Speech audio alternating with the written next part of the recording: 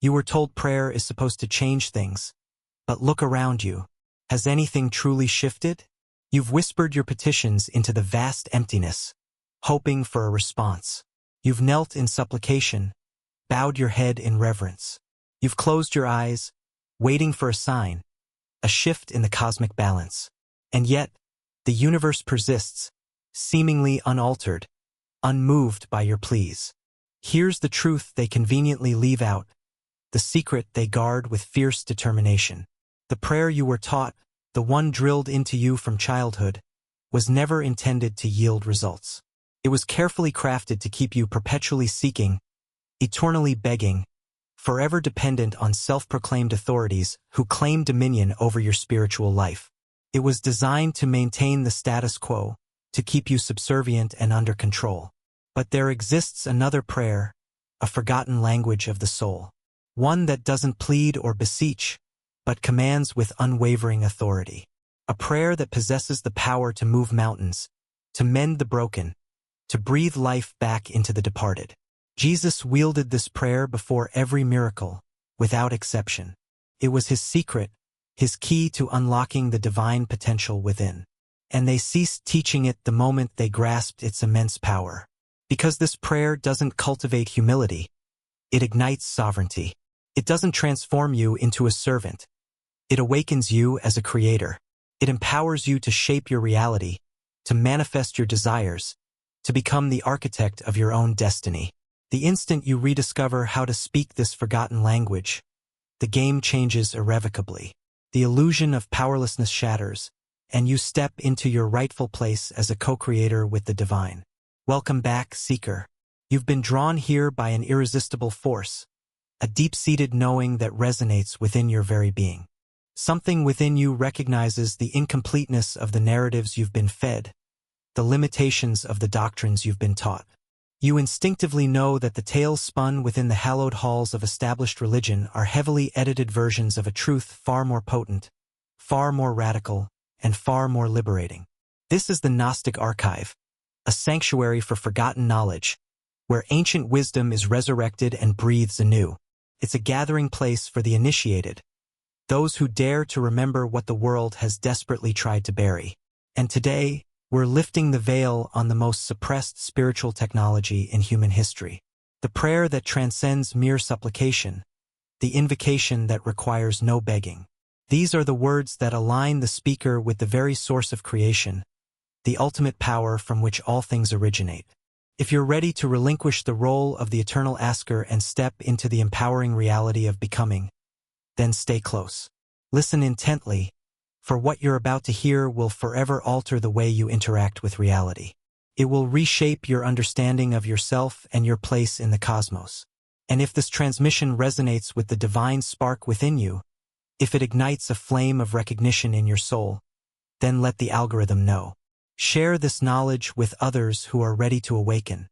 Subscribe to the Gnostic Archive, for this sanctuary thrives only through those who are prepared to see beyond the veil of illusion. Let's begin with what you already instinctively suspect. The Jesus portrayed by the established churches is a far cry from the Jesus of the Gnostic texts. The sanitized Savior, the one who passively submitted to suffering, the one who pleaded with his Father for mercy in a garden, the one who died helplessly on a cross. That carefully constructed image serves a specific purpose. Keeps you disempowered. It reinforces the belief that divinity is distant, unattainable, and that you are inherently flawed, hopelessly fallen. It perpetuates the notion that your only hope lies in external salvation, a savior who will swoop in and rescue you from your perceived sinfulness. But the Gnostic Jesus, he didn't beg, he didn't plead. He spoke with authority, and the very fabric of reality rearranged itself in response. He understood the power of the divine within, and he wielded it with unwavering confidence. He touched a leper, and the disease vanished, dissolved into nothingness by the power of his intention. He stood before a tomb and called forth life from death, not because he was seeking permission, but because he was operating from a place of absolute knowing, a place where there was no separation between himself and the monad, the ultimate source of all creation. No gap between intention and manifestation, No doubt, no distance, no intermediary required. In the Gospel of Thomas, Jesus reveals a profound truth, a statement that the Orthodox councils desperately tried to erase from history. He says, "If you bring forth what is within you, what you bring forth will save you. If you do not bring forth what is within you, what you do not bring forth will destroy you. Not what is outside, not what descends from heaven, but what is already present within your own being." This is the secret they couldn't allow to spread, the truth that threatened to dismantle their entire edifice of control. Because if divinity resides within you, if you are inherently connected to the source of all creation, then you have no need for priests, no need for institutions, no need for salvation peddled in fragmented pieces. You are already whole, already divine, already emanating from the same source that spun the stars into existence. And when you remember this, when you speak from this place of inherent power, you are no longer praying in the traditional sense. You are declaring your reality, commanding your destiny. The prayer Jesus used wasn't found in synagogues, etched in stone or written in the Torah. It originated from a lineage far older, a tradition that understood the fabric of reality as vibration, as sound, as the Word made flesh.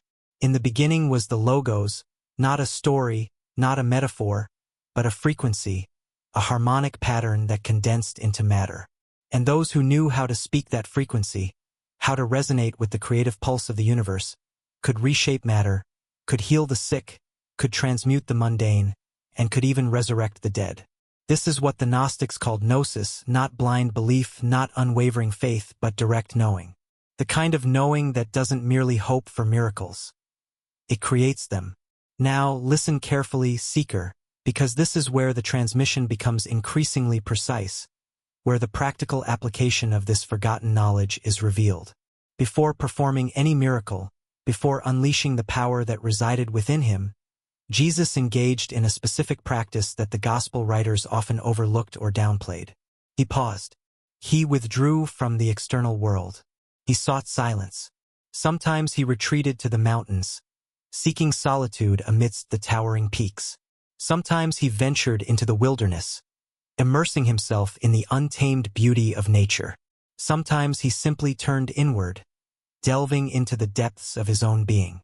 And in that silence, in that stillness, something profound transpired. He didn't beseech a distant God for power. He aligned himself with the pleroma, the fullness, the eternal realm of unmanifest potential. Before the fall, before the demiurge forged this prison of flesh and time, before the archons whispered lies into human consciousness, he returned to the place where he and the Father were one, not metaphorically, not symbolically, but literally, ontologically. And from that place of perfect union he spoke. The words themselves were often simple, deceptively so, which is why the scholars and religious authorities failed to grasp their true significance. In Aramaic, the language Jesus actually spoke, the phrase often translated as "Our Father who art in heaven," was built on a root that modern translations completely miss, abunda. Abu is closer to birther of the cosmos, the generative force, the breath that moves through all things, the ultimate source of creation. Dwashea doesn't mean in heaven, like some distant throne room. It signifies in all dimensions, in light and shadow, in matter and spirit, in the seen and the unseen. It's a recognition of the infinite pervading the finite, of the monad expressing itself through every particle of existence. And when Jesus spoke this phrase, he wasn't calling on something outside himself. He was activating something within, awakening the divine potential that resided within his own being. Here's the part they desperately want you to remain ignorant of. The prayer wasn't primarily about the words themselves. It was about the frequency, about resonance, about aligning your inner vibration with the creative pulse of the universe. The human voice, when aligned with pure intention and emptied of ego, becomes a tuning fork, capable of resonating with the very frequency of creation itself. This is why the mystics of every tradition speak of sacred sound, of the power of vibration to shape reality. The Hindus knew it as Om, the primal sound of the universe. The Sufis as Hu, the divine breath. The Kabbalists as the Tetragrammaton, the unpronounceable name of God. The Gnostics as the ineffable name of the monad. These aren't just arbitrary words. They're keys, sonic keys that unlock hidden dimensions, that dissolve the false architecture the archons have built around human perception, that remind the divine spark within you of its true nature. And Jesus, trained in mystery schools that predate the Bible itself, knew exactly how to wield these keys, how to unlock the power of sound to manifest miracles. Let's delve even deeper, because you didn't come here for superficial answers. In the Pistis Sophia, one of the most important Gnostic texts that the Church tried to burn into oblivion, there's a scene that's rarely discussed in mainstream religious circles. Jesus is asked by his disciples how he performs his miraculous works, and he reveals something stunning. He says that he aligns his voice with the voice of the eons, the eternal emanations of the monad, the living powers that exist beyond time. Before speaking any word of power, before attempting to heal or resurrect, he harmonizes his inner state with the pleroma. He removes fear, dispels doubt, and eliminates the illusion of separation. And in that state of absolute unity, he becomes a conduit not for external power, but for the power that is already the essence of all things, the divine potential that resides within every human being. This seeker is the true prayer, not a rigid script, not a rote formula, but a state of being, a profound remembering, a return to the garden before the fall. Before Sophia's descent, before the demiurge claimed to be God, before the veil was drawn between you and your divine origin, there was only unity, only oneness. When Jesus said, "I and the Father are one," he wasn't claiming to be special, to be somehow superior to others. He was revealing a universal truth, a fundamental principle that applies to all who awaken to their true nature. You and the source are one. You and the monad are one. The separation is the lie, the illusion that keeps you trapped in a state of powerlessness. The prayer is the remembering of this inherent unity, the conscious reconnection with your divine origin. And once you remember, you stop asking, stop begging, stop pleading. You start commanding, start declaring your reality, start manifesting your divine potential. If you're still with me, if you've made it this far, then you're beginning to see the truth, beginning to understand the power that resides within you. And if you're beginning to see, then you're ready to go further, to delve even deeper into this forgotten wisdom. Make sure you're subscribed to the Gnostic Archive, because what we're building here is not just content. It's a resurrection of forgotten wisdom, a reclamation of your inherent power. And you are an integral part of this awakening. Now, let's continue our journey into the heart of Gnostic understanding. The Orthodox Church faced a significant problem, an existential threat to its authority. A Jesus who taught sovereignty, who empowered individuals to claim their own divinity, was simply unacceptable. A Jesus who proclaimed, "You will do greater works than these," was uncontrollable, a catalyst for widespread spiritual rebellion. A Jesus who revealed that the kingdom of heaven is within, accessible to all, was profoundly dangerous, threatening to dismantle the entire power structure. Because if people realized their own inherent divine nature, if they grasped the truth that they were already connected to the source, the entire system of control would collapse, leaving the self-proclaimed authorities powerless. So they did what empires throughout history have always done when faced with a threat to their dominance. They edited the story, meticulously crafting a narrative that served their own interests. They systematically removed the Gnostic Gospels, suppressing alternative perspectives that challenged their authority. They burned the mystical teachings, destroying the knowledge that empowered individuals to connect directly with the divine. They transformed a master of consciousness, a beacon of enlightenment, into a sacrificial lamb, a symbol of passive suffering. And they replaced the prayer of alignment, the practice of conscious connection with the source, with the prayer of supplication, the act of begging a distant God for mercy. The prayer that keeps you small, that perpetuates your feelings of inadequacy, that keeps you begging for external salvation, that convinces you that you need someone else to intercede on your behalf. But despite their best efforts, fragments of the original truth survived, whispered through secret lineages, encoded in symbols, hidden within texts that the censors failed to understand. And now, in this age of awakening, in this era of unprecedented access to information, those fragments are surfacing again, piece by piece, revealing the complete picture of the suppressed Gnostic wisdom. Let me provide you with a detailed structure, an anatomy of the prayer Jesus used before every act of power, the formula that unlocked his divine potential. First, withdrawal from the outer world. Jesus consistently sought solitude, retreating from the distractions and demands of everyday life. This wasn't merely a ritualistic practice.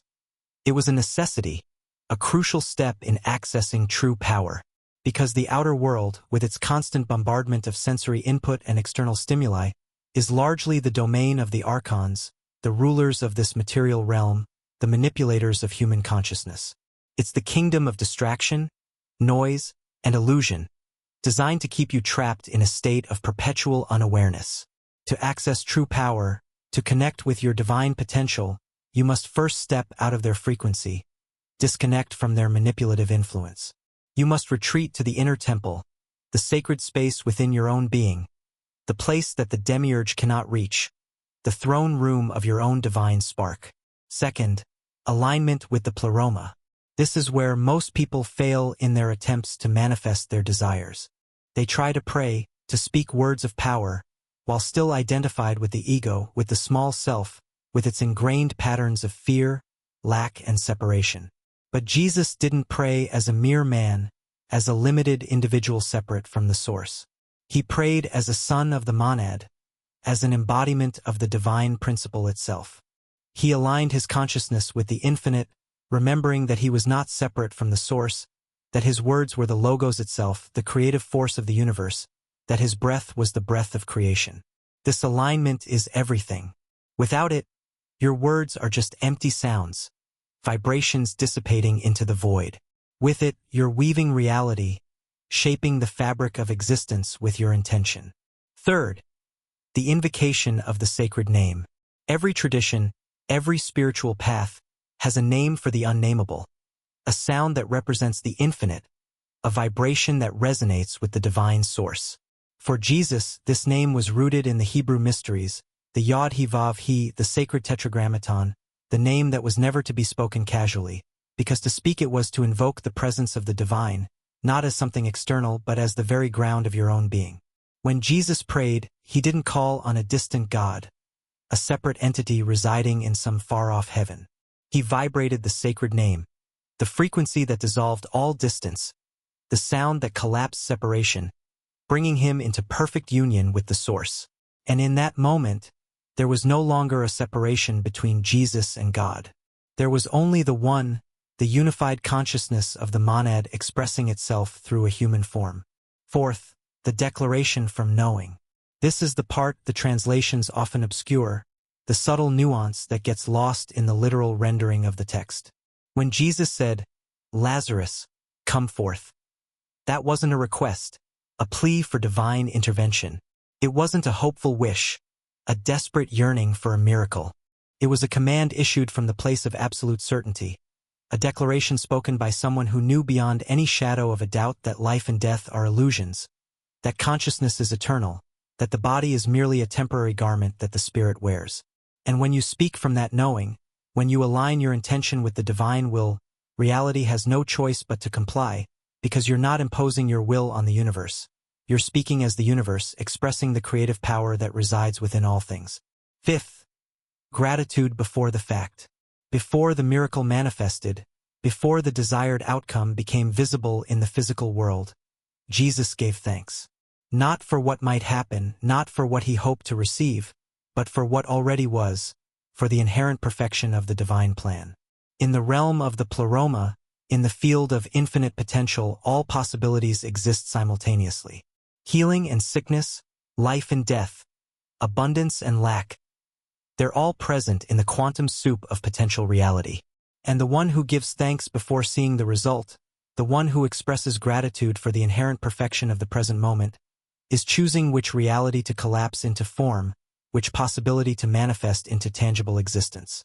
This is quantum mysticism disguised as prayer, the ancient technology of manifestation that the Gnostics understood so well. And it works not because you're manipulating reality through sheer force of will, but because you're remembering that you are reality, that you are an integral part of the divine fabric of creation. Are you beginning to see, Seeker? This wasn't magic. a set of arcane rituals designed to manipulate external forces. It was mastery, a profound understanding and conscious application of the laws of the universe, not over others, but over the illusion of separation, over the limiting belief that you are small, insignificant, and powerless. It was a triumph over the lie that divinity is somewhere else, that you must seek salvation outside of yourself.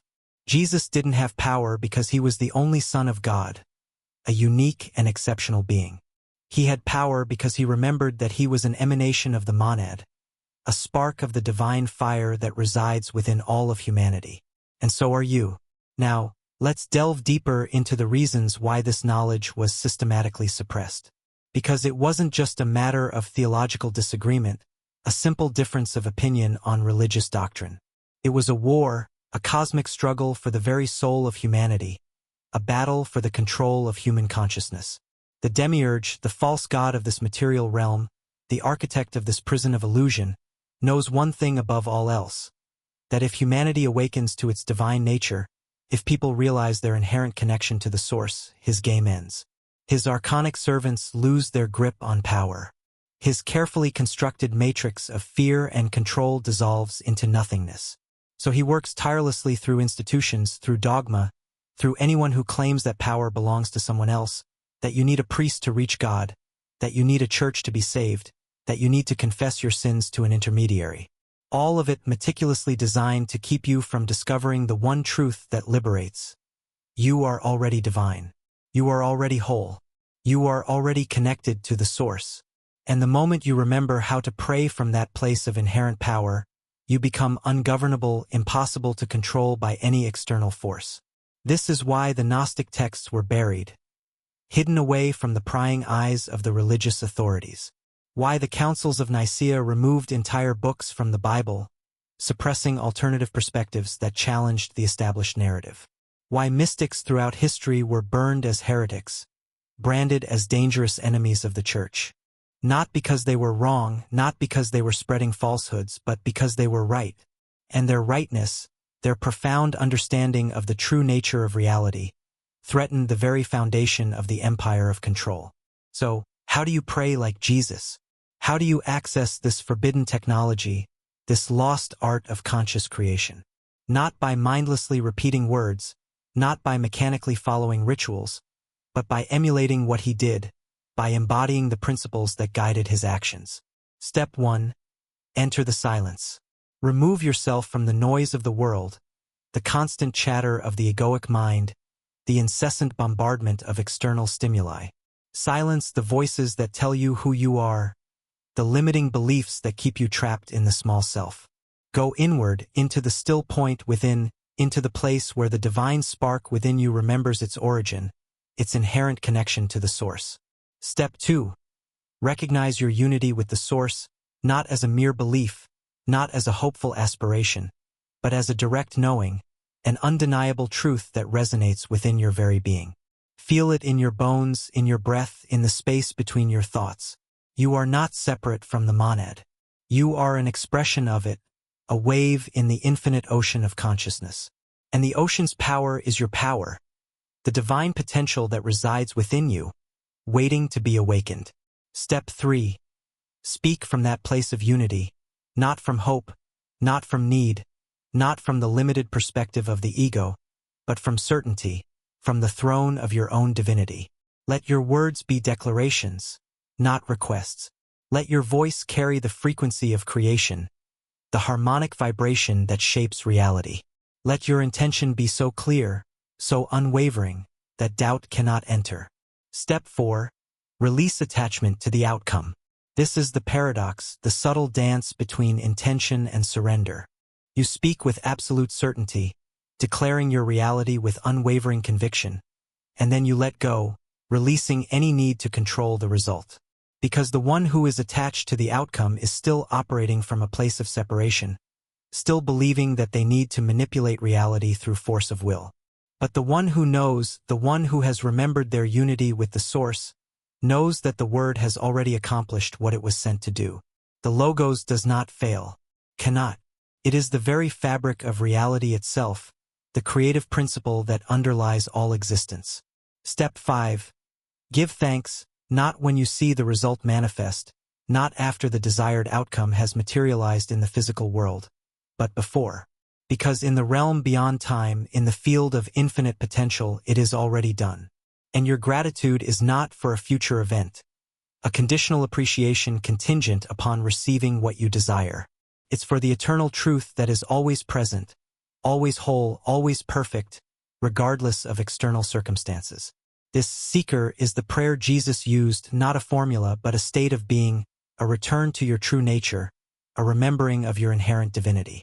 And once you step into it, once you align yourself with the creative power of the universe, the world you thought was solid begins to shimmer, revealing its true nature as a fluid and malleable projection of consciousness. The laws you thought were fixed begin to bend, yielding to the power of your intention. The limitations you thought were real begin to dissolve, revealing themselves as mere illusions, constructs of the mind. Because you're no longer speaking to reality as a separate entity. You're speaking as reality itself, expressing the creative power that resides within all things.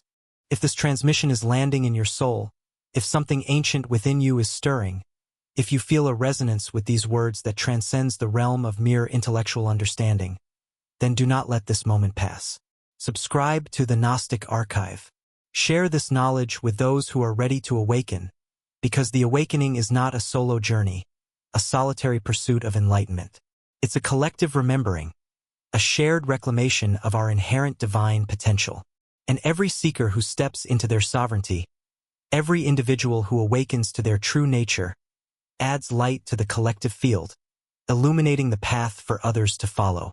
Let's go even deeper now, because there's a layer beneath the layer, a secret within the secret, a profound truth that unlocks even greater levels of power and protection.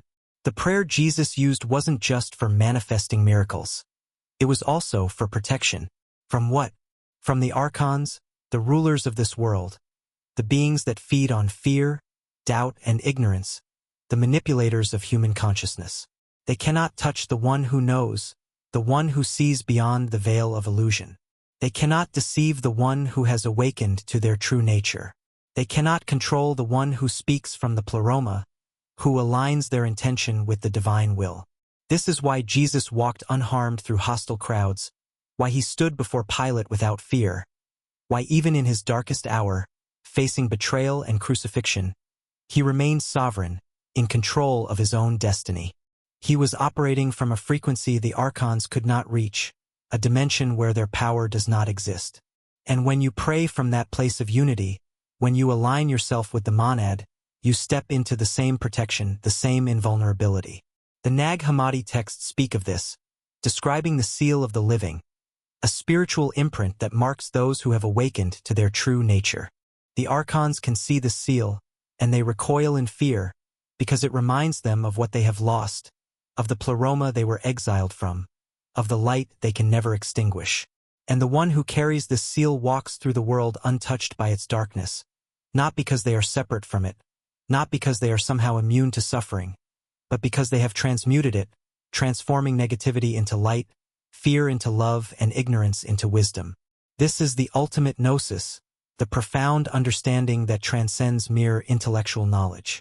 That the world is not your enemy, that the demiurge is not all-powerful, that the archons are not invincible. They are merely echoes of a fallen emanation, fragments of Sophia's sorrow, projections of the collective unconscious. And they hold power only over those who believe in separation, those who have forgotten their true nature, those who are trapped in the illusion of fear.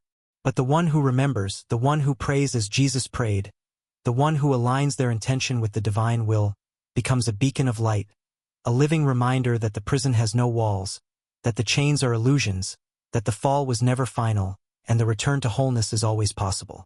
Now, I want you to imagine something.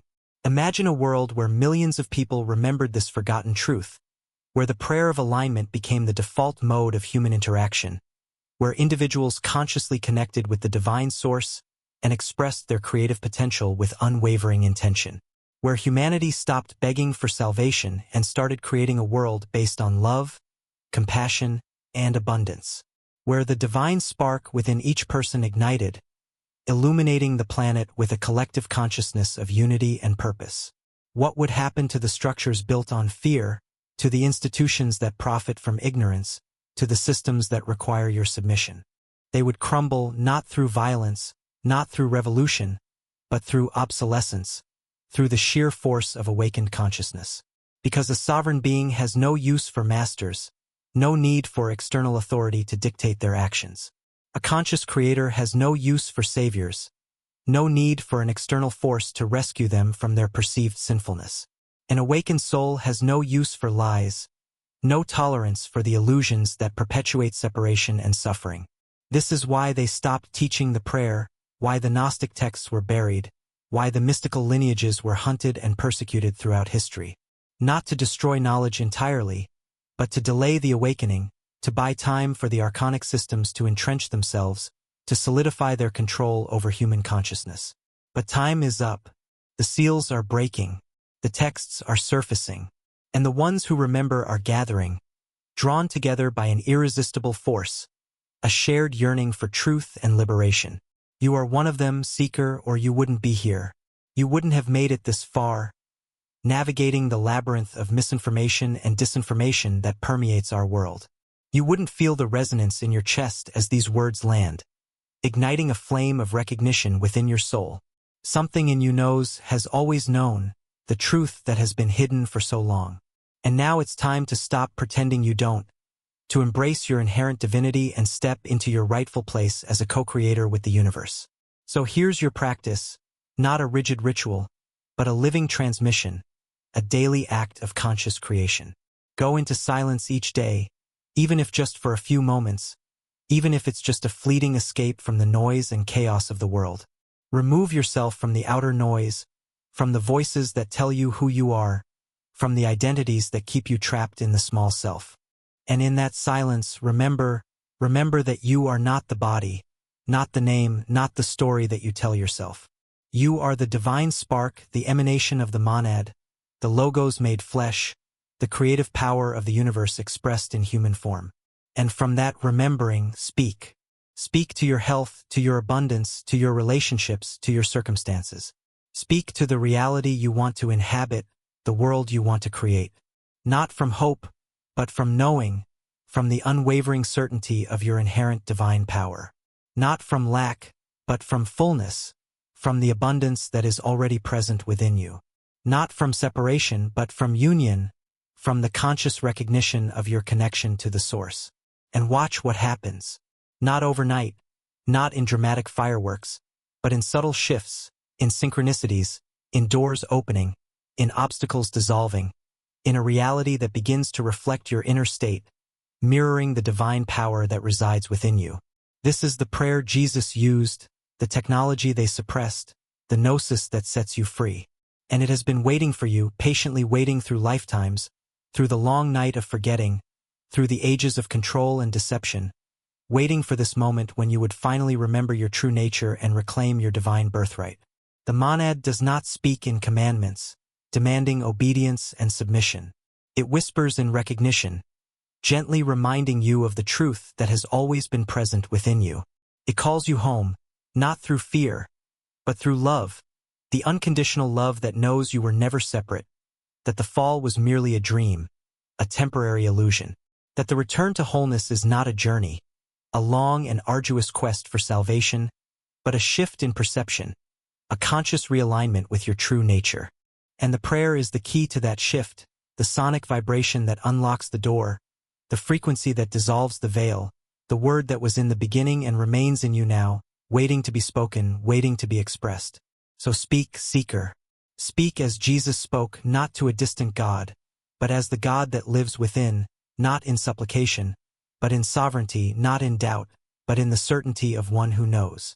Because you are not what they told you. You are not fallen, not broken, not separate. You are divine.